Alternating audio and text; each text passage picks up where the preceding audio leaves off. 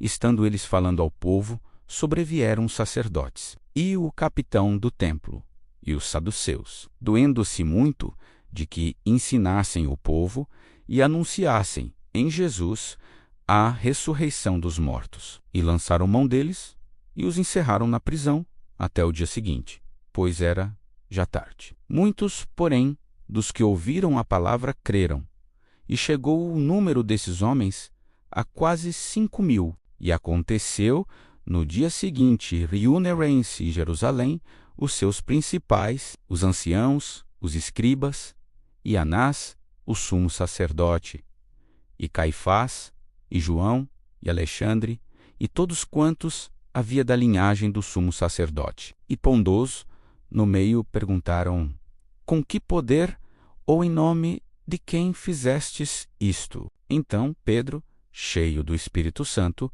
lhes disse: principais do povo e vós, anciãos de Israel, visto que hoje somos interrogados acerca do benefício feito a um homem enfermo e do modo como foi curado, seja conhecido de vós todos e de todo o povo de Israel, que em nome de Jesus Cristo, o Nazareno, aquele a quem vós crucificastes e a quem Deus ressuscitou dos mortos, em nome desse é que são diante de vós. Ele é a pedra que foi rejeitada por vós, os edificadores, a qual foi posta por cabeça de esquina. E em nenhum outro há salvação, porque também debaixo do céu nenhum outro nome há dado entre os homens, pelo qual devamos ser salvos. Então eles, vendo a ousadia de Pedro e João, e informados de que eram homens sem letras e indoutos, se maravilharam e tinham conhecimento de que eles haviam estado com Jesus. E, vendo estar com eles o homem que fora curado, nada tinham que dizer em contrário. Todavia, mandando-os sair fora do conselho, conferenciaram entre si, dizendo: que havemos de fazer a estes homens? Porque a todos os que habitam em Jerusalém é manifesto que por eles foi feito um sinal notório e não o podemos negar. Mas para que não se divulgue mais entre o povo a Massimolós, para que não falem mais nesse nome a homem algum. E, chamando-os, disseram-lhes que absolutamente não falassem, nem ensinassem no nome de Jesus. Respondendo, porém, Pedro e João lhes disseram: julgai vós se é justo, diante de Deus, ouvir-vos antes a vós do que a Deus, porque não podemos deixar de falar do que temos visto e ouvido. Mas eles ainda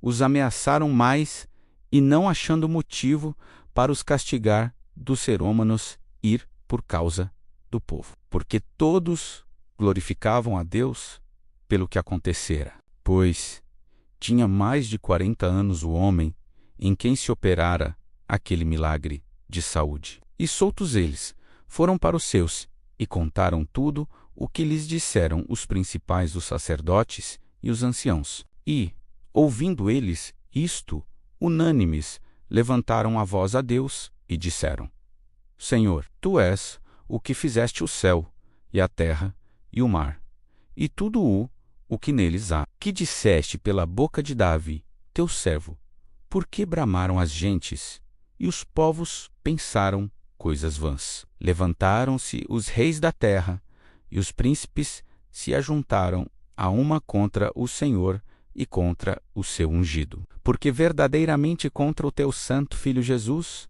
que tu ungiste, se ajuntaram não só Herodes, mas Pôncio Pilatos, com os gentios e os povos de Israel, para fazerem tudo o que a tua mão e o teu conselho tinham anteriormente determinado que se havia de fazer. Agora, pois, ó Senhor, olha para as suas ameaças e concede aos teus servos que falem com toda a ousadia a tua palavra, enquanto estendes a mão para curar e para que se façam sinais e prodígios pelo nome do teu santo Filho Jesus.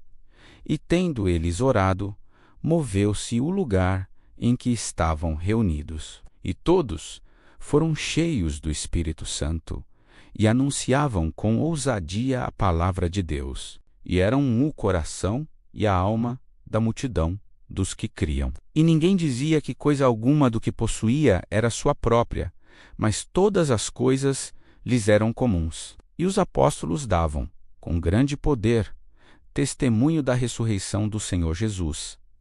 E em todos eles havia abundante graça. Não havia, pois, entre eles necessitado algum, porque todos os que possuíam herdades ou casas, vendendo-as, traziam o preço do que fora vendido e o depositavam aos pés dos apóstolos. E repartia-se a cada um, segundo a necessidade que cada um tinha. Então, José, cognominado pelos apóstolos Barnabé, que, traduzido, é filho da consolação, levita, natural de Chipre, possuindo uma herdade, vendeu-a e trouxe o preço e o depositou aos pés dos apóstolos.